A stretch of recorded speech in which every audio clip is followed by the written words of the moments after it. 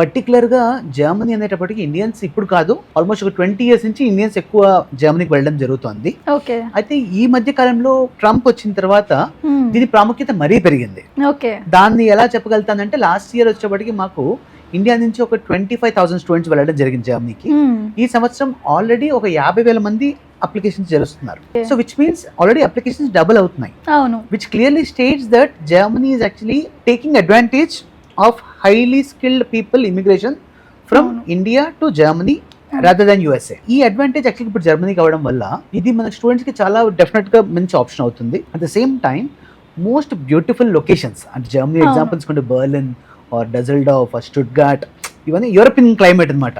అంటే అసలు చాలా మంచి వెదర్, లైక్ ఆర్గానిక్ ఫుడ్, ఇవన్నీ కూడా కలయిక వచ్చేసి మన జర్మనీ అని చెప్పొచ్చు.